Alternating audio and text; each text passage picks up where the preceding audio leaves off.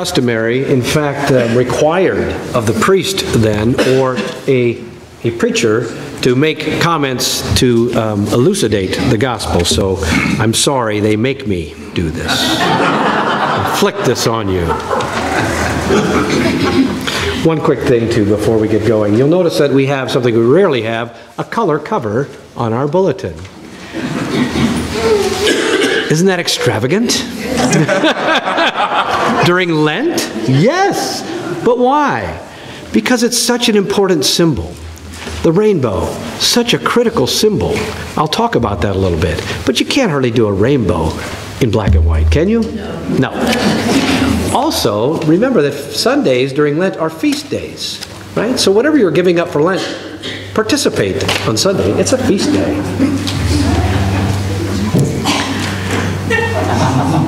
Sorry. Well, what would you do if you were God?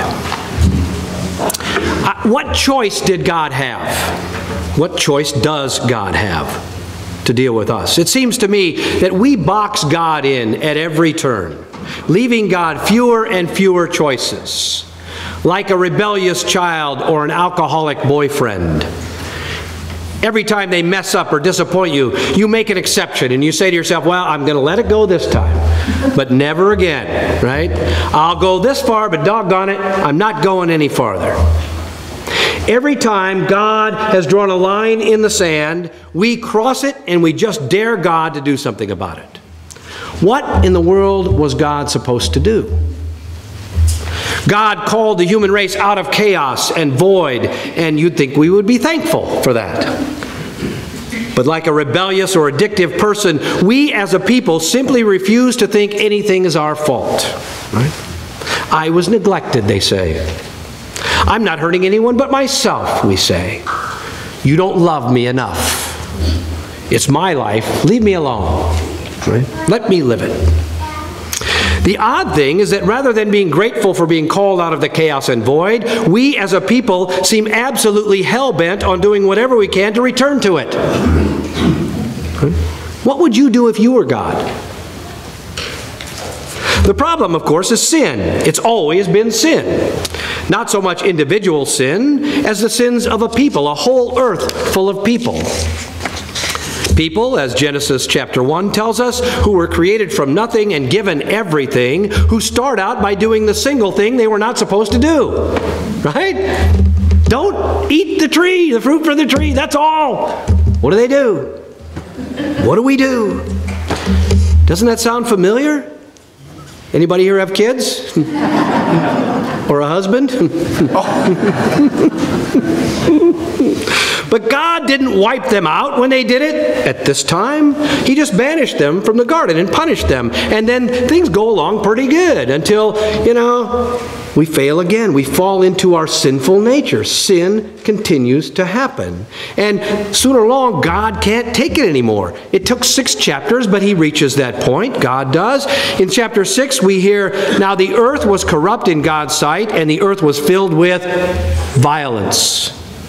And God saw that the earth was corrupt, for all flesh had corrupted its ways upon the earth. And God said to Noah, I have determined to make an end to all flesh, for the earth is filled with violence because of them. Now I am going to destroy them along with the earth. These days we point out all kinds of sins, typically sexual sins, because we're so obsessed with them. But the one that God seems most bothered by was the widespread violence. This was thousands of years ago, but couldn't it have been written recently, do you think? People have become violent, corrupt, and the world had become violent, and really, what choice did God have? To either live with the sin, which, if God is good and God is perfect, was not really an option for God, or to eradicate the sin. And since apparently we, like any addictive or rebellious personality, were completely unwilling to change, we loved the sin more than we loved God. We left God no choice at all. And as harsh as it sounds, we had to be eradicated in order for the sin to be eradicated. And so the flood, right? What other choice did God have, really? It kind of makes sense if you think about it. But listen to what happens next. When the floodwaters recede and Noah and his family and the animals finally disembark and return to the land, God does something that we typically think is not in God's character. God changes God's mind. God said to Noah, from our reading today in chapter 9, "As for me, I am establishing my covenant with you and your descendants after you, and with every living creature that is with you, the birds, the domestic animals, and every animal of the earth with you, as many as come out of the ark, establish my covenant with you, that never again shall all flesh be cut off by the waters of a flood, and never again shall there be a flood to destroy the earth." God said, "This is the sign of the covenant that I make between me and you and every living creature that is with you. For all future generations I have set my bow in the clouds, and it shall be a sign of the covenant between me and the earth. When I bring clouds over the earth and the bow is seen in the clouds, I will remember my covenant that is between me and you and every living creature of all flesh, and the waters shall never again become a flood to destroy all flesh. When the bow is in the clouds, I will see it and remember the everlasting covenant between God and every living creature of all flesh that is on the earth." God said to Noah, "This is the sign of the covenant I have established." Now that is some pretty good news, don't you think? Right? No matter what happens, you guys, no matter what we ever do, no matter how sinful or violent we are, God made a promise to never again eradicate us. Which explains, I think, why we're still around. Right? Thank God for God. Because no matter what you think about God, one thing you have to admit about us is that we haven't stopped sinning. And we still seem absolutely addicted to violence. Am I right? Yes. That part of our nature, in my opinion, is not one bit better than it has ever been. The fascinating thing about this story is not the number of animals on the boat or even the rainbow in the sky. The fascinating thing is that God changed, but we stayed the same. God entered into this covenant with us and continues to be unilaterally limited by that covenant, yet we feel absolutely no compunction to do anything to limit our own sinful and violent natures. Which means the problem of sin remained even after the flood.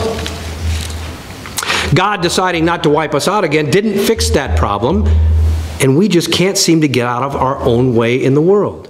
Our addiction to violence leads us to do what every rebel or every addict does. We keep doing it because it's all we know. And because we refuse to change, God promised never again to wipe us out, but God then had the same problem, right? How to live with the reality of our continuing sin without killing us off or walking away from it. God blessed the people, but the injustice continued. God led the people, but the disobedience continued. God loved the people, but the violence continued. Finally, directed without mercy on God's own beloved Son. And God now faced another choice. Perfect and unable to coexist with sin, and yet loving creation, and even and especially loving the violent and sinful creatures that we continued to be, God chose the option that only God could come up with and only God could live with. God chose to forgive the sin. And by forgiving it, eliminating it from God's presence. Not only does it make sense, but it's the most extraordinary thing that you can imagine. Once again, God changed God's heart. So now, what? Can we go on living indefinitely, abusing our privilege and rebelling selfishly and violently? Will God ever say, enough is enough? I don't know. I only know that every day we wake up and the sun shines on us and we have another day to try to get it right. To try to live right and try to do justice and to preach peace and to serve others in the world and try to shake off or outgrow our selfish and violent natures. Or if that's not possible, at least recognize the sin and turn away and make a different choice. Rebels return when they run out of options. Addicts get well when they reach a bottom. When will we reach ours? When will we say to ourselves, enough is enough? When will we make a lasting change in our hearts?